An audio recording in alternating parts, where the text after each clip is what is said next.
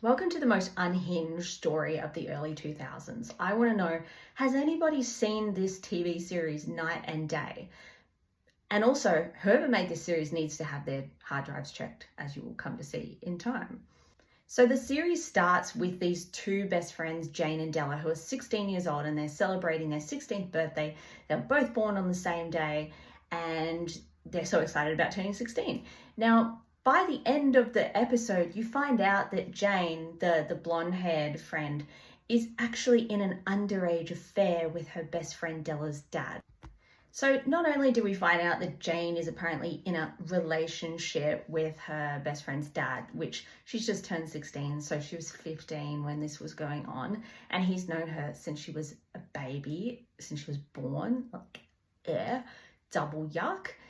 We all know the word for that. This wasn't an underage affair. This was a PDF file and a young girl.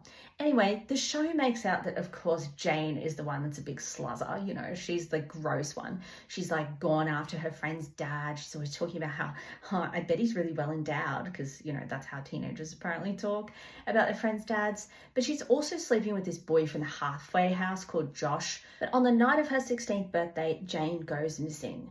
And this begins a 3-series show with what feels like hundreds of episodes and hundreds of hours of my life wasted trying to find out what happens to Jane. So in this part 1 video, I'm just going to tell you the storyline really of Jane, not all the other craziness that went into this show, like just the editing fails and how cringe it was. But essentially this begins the journey of like what happened to Jane. And over the next year, we sort of get a peek into her family's life, her friends' lives, everybody's lives, trying to find out like what's gone on. So fast forward, we find out that Jane was not only dating Josh, the 17-year-old, and her friend's dad, Alex, but she also got an abortion without her parents knowing at like age 15, this would have been.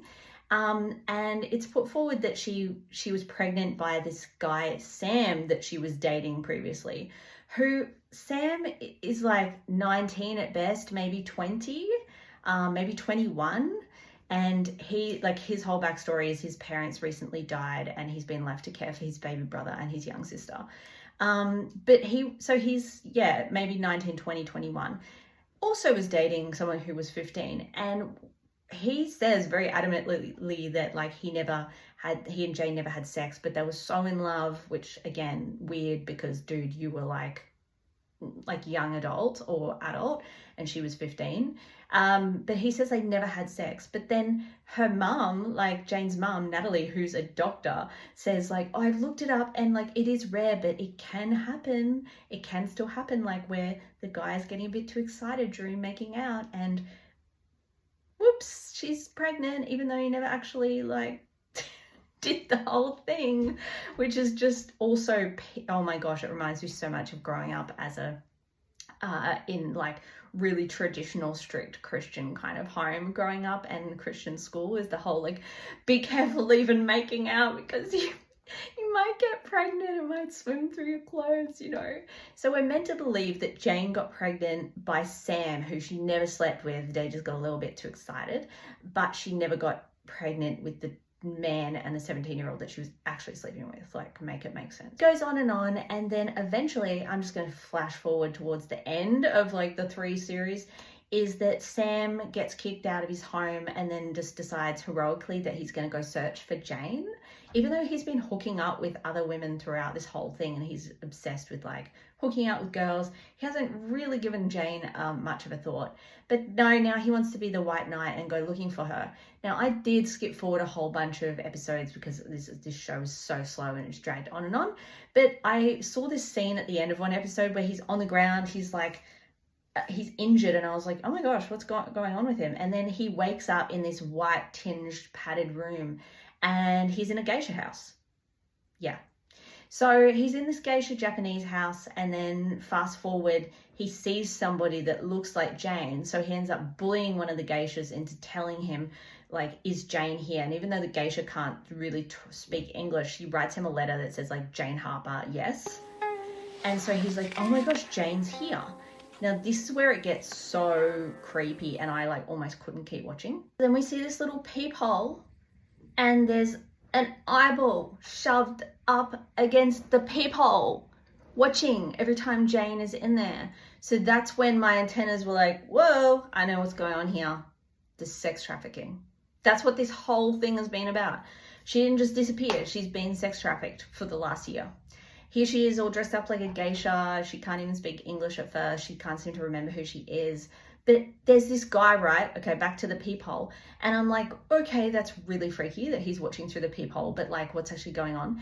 And then they show the Japanese guy on the outside and he like grabs his belt and then you just see his hand go like this and he's doing this.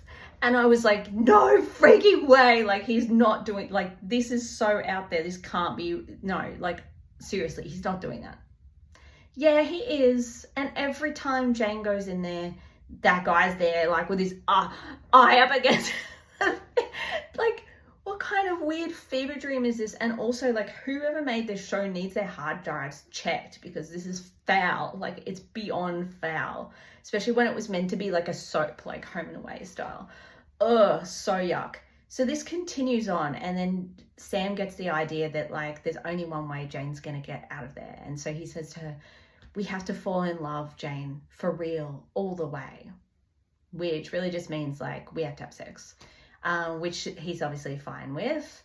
I mean, she's 16 now and she's traumatized and being sex trafficked, but oh well, she can just sleep with her old boyfriend to get out of there. So they sleep together, and you know that the people are at the peephole watching. It goes on, Sam and her end up getting outside and they're like running for the door to escape, and he gets out, but then the door just closes behind him and Jane's not there anymore. Now, because of the editing, which was like done in this weird white overexposed editing style, you were wondering the whole time, like, was that real? Like, did any of that happen, or was Sam dying from his injuries and imagining all of this? Anyway, he ends up in hospital and he says, Jane. And he's meant to be in like critical condition, but somehow he is then fine, like within a few days.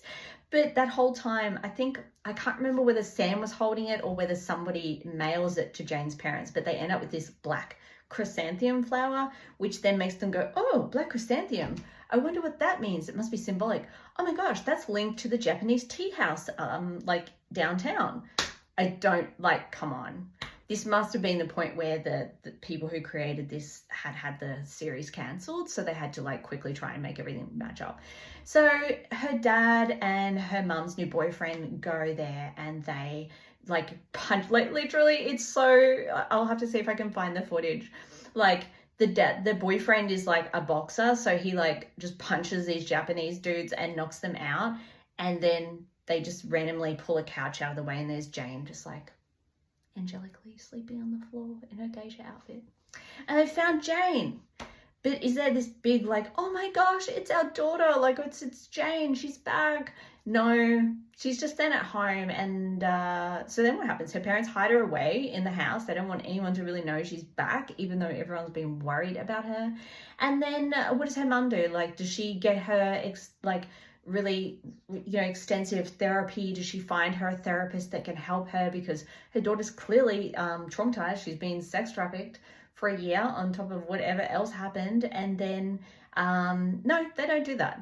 They decide, how should we help her? I know, let's put her in an arranged marriage with Sam and let's get her an exorcist. Yay, goodbye PTSD demons. It's just insane. Absolutely insane. You're pure and clean and happy, and that's what Jane wants to be, so she can move on. She is possessed, Steph. You can help her.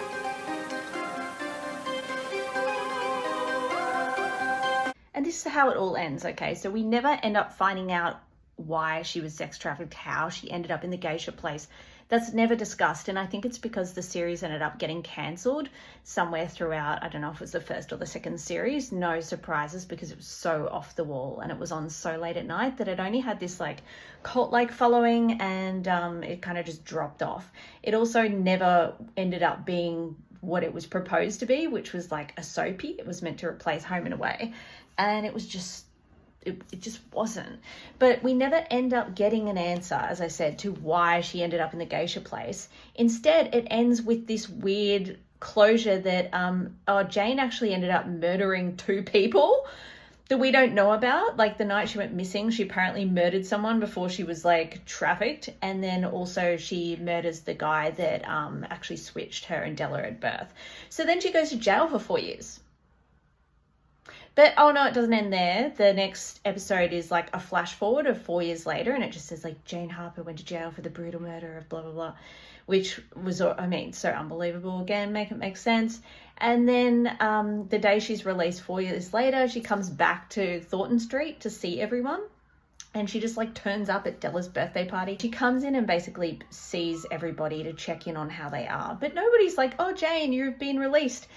This is great. Like, you can move back home. Like, let's take care of you. No, they're just like happy for her to flit in and out, which is like, I can't stay, but bye. I mean, she's been in jail for 4 years. You'd think everyone would want her to hang around. And then the cops come around later and they're like, we have some devastating news to share with you, Jane's parents, which are, like, as we now know, not her real biological parents, but the family she grew up with. And they're like, Jane actually died in her cell today. And the family's like, no, she didn't, because she like came to the birthday party today. And they're like, no, she was never released. So that's like, that was it. I think they tried to do some weird, like everyone said it was like some Twin Peaks style thing they tried to do. But no, Jane doesn't get a chance to live her life. She just gets made out to be a massive SLUT, and then who had an abortion, went missing, got sex trafficked, had PTSD, got an exorcism, and then went to jail and died in a jail cell. And that, my friends, is the Naughties series Night and Day. Did anybody else watch this fever dream effed up show? I need to know. Was it just me that came across this show when I was in a safe house as a teenager? Did anyone else watch this? Oh, I just can't. This is editing Jazz coming in to say, I completely forgot to mention that there's also a switched at birth storyline, which means in the end that when Jane was having her affair with her friend's dad, it was actually her real dad. And I think when she was sleeping with the 17-year-old guy, Josh, well, he ends up being Alex's son as well. So she was also sleeping with her stepbrother. Ew. So there's a lot of that in the show too. There's a lot of incestuous stuff. And that's also why I'm like, whoever made this show needs their hard drives checked, because they were obsessed with underage affairs, with incestuous relationships, teacher-student. It was a lot, even for the Naughties.